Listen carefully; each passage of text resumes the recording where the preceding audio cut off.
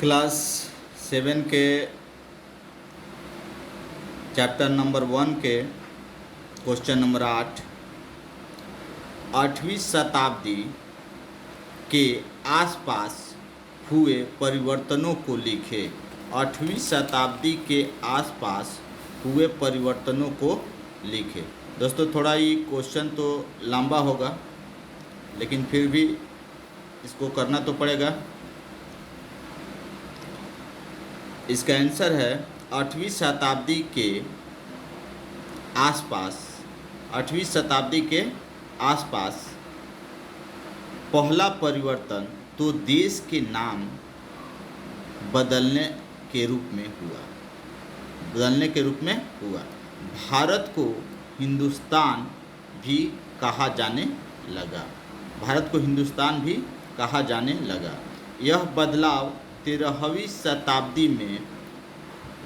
शताब्दी में तुर्क सत्ता के स्थापना के बाद प्रभाव में आया। इस शताब्दी के आसपास जीवन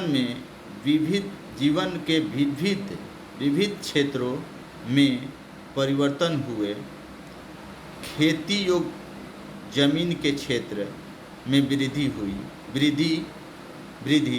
नए नगरों का उद्गम होने लगा। सिंचाई के साधन विकसित होने लगे।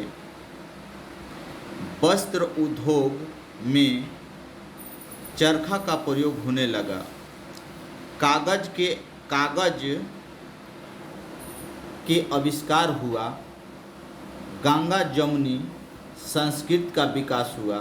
भारत में नए धर्म इस्लाम का उद्भव हुआ। खाद्य पदार्थ में विकास हुआ और नए प्रकार के लोग भोजन बनाना शुरू किए। पुलाव, बिरयानी, कोरमा का प्रचलन बढ़ गया। क्वेश्चन नंबर 9, क्या प्राचीन काल की तुलना में मध्यकाल में अध्ययन के लिए ज़्यादा स्रोत उपलब्ध है? क्या प्राचीन काल की तुलना में मध्यकाल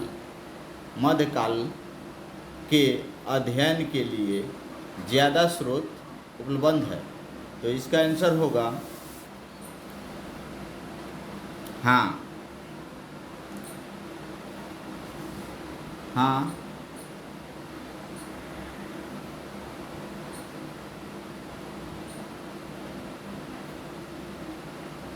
प्राचीन काल के तुलना में मध्यकाल के अध्ययन के लिए ऐतिहासिक लिखित स्रोत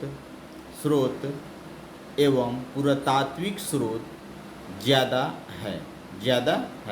13वीं शताब्दी में कागज के प्रयोग शुरू होने के बाद 13वीं शताब्दी में कागज के प्रयोग शुरू होने के बाद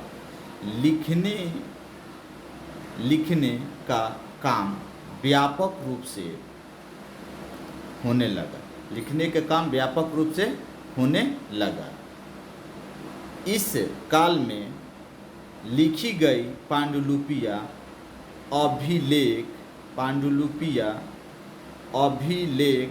एवं प्रशासनिक पत्र अभिलेखागारों तथा पुस्तकालय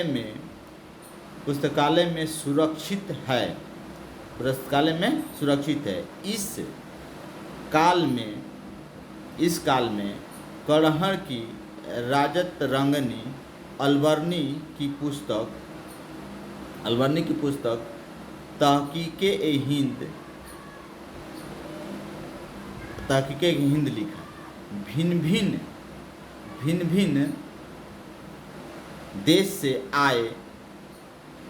भिन्न देश से भारत आए यात्री भारत के समाज के बारे में वर्णन किया।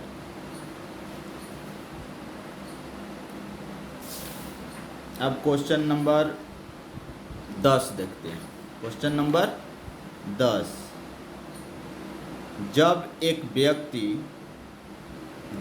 व्यक्ति या घटना के संबंध में अलग अलग मत आते हैं, ऐसी परिस्थिति में इतिहासकार क्या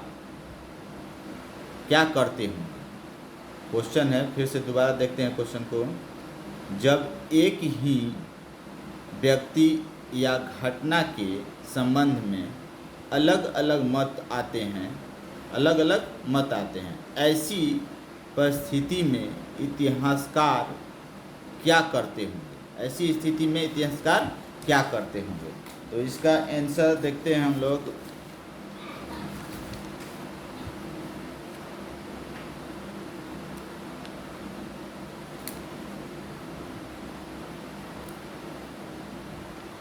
ऐसी परिस्थिति में इतिहासकार समान विशेषता वाले बड़े बड़े हिस्सों, युगों, कालों में विभाजित करते हैं, फिर साक्ष्यों का पता एवं अनुमान के हिसाब से उचित समझकर लिखते हैं। हेलो, नमस्कार दोस्तों।